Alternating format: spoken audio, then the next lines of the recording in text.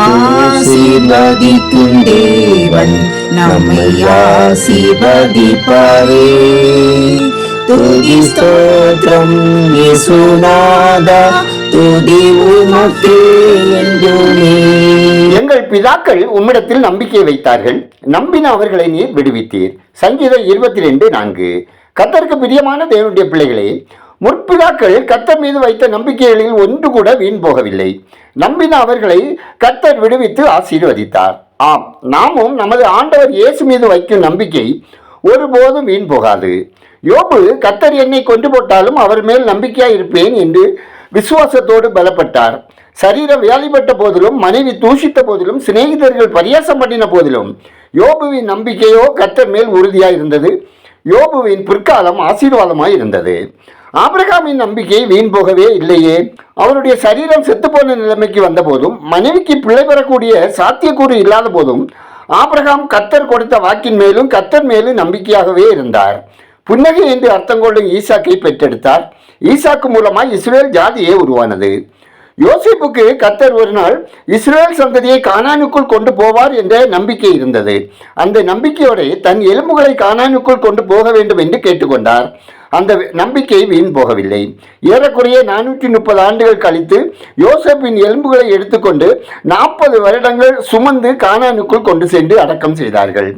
அக்கினி சூளைக்கு எதிரே நின்றபோது சாத்ராக், மேஷாக், ஆபேத்நேகோவின் நம்பிக்கை வீண் போனதா? இல்லவே இல்லை. கர்த்தர் விடுவித்தார்களவா? இயேசு கிறிஸ்துவை நோக்கி திரும்ப திரும்ப கூப்பிட்ட பிறவிக்கூடனின் நம்பிக்கை வீண் போகவே இல்லையே. இயேசு கண் பார்வை கொடுத்தார் அல்லவா? தேவ பிள்ளைகளே, நீங்கள் இயேசு கிறிஸ்துவின் மீது வைக்கும் உங்கள் நம்பிக்கையும் வீண் போவதே இல்லை. நீங்கள் நம்பினால் தள்ளாடுவது இல்லை. விசுவாசத்தில் பலப்படுங்கள், கர்த்தர் ஆசீர்வதிப்பார். ஜெபம் செய்வோம். சர்வ வல்லமையும் இரக்கமும் உள்ள கர்த்தாவே, எங்கள் இறுதி மூச்சு வரைக்கும் உம்மில் நாங்கள் நம்பிக்கையாய் இருந்து உமது வழியில் நடக்க கிருபை தந்தருளுங்க. ஆண்டவரே, நாங்கள் எங்களது மெய்யான நம்பிக்கையை உம்மிடத்தில் வைத்திருக்க எங்களுக்கு கற்றுத்தாரும். ஐஸ்வர்யமும் கனமும் உம்மிடத்திலிருந்து வருகிறது. தேவரீர் எல்லாவற்றையும் ஆளுகிறவர். உம்முடைய கரத்திலே சத்துவமும் வல்லமையும் உண்டு. எவரையும் மேன்மைப்படுத்தவும் பலப்படுத்தவும் உம்முடைய கரத்தினால் ஆகும் என்று விசுவாசித்து உம்மிலே நிலைத்திருக்கவும் பரலோக ராஜ்யத்தை சுதந்திரித்துக் கொள்ளவும் எங்களுக்கு தயவு செய்தல்ல ஜெபிக்கிறோம்.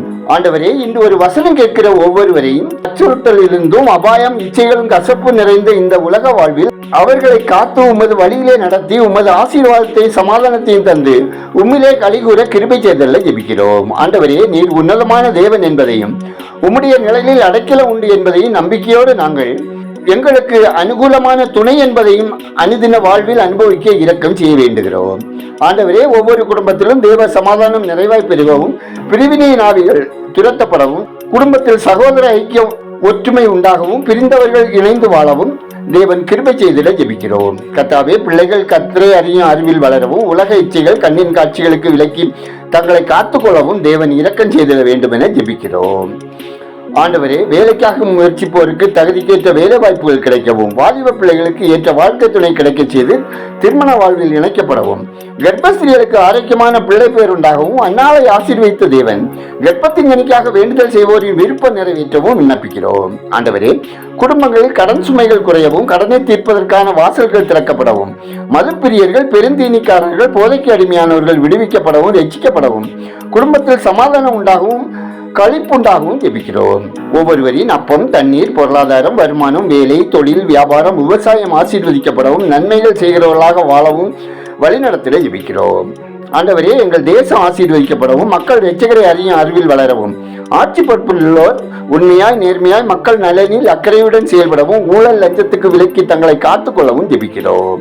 ஆண்டவரே, உலகமெங்கும் சமாதானம் உண்டாகவும், மக்கள் அமைதலான வாழ்க்கை வாழவும், இயற்கை சீற்றங்களினால் பாதிக்கப்பட்ட மாநிலங்களில் மக்களின் வாழ்வாதாரம் பாதுகாக்கப்படவும் ஏற்ற உதவிகள் கிடைத்திடவும் ஜெபிக்கிறோம்.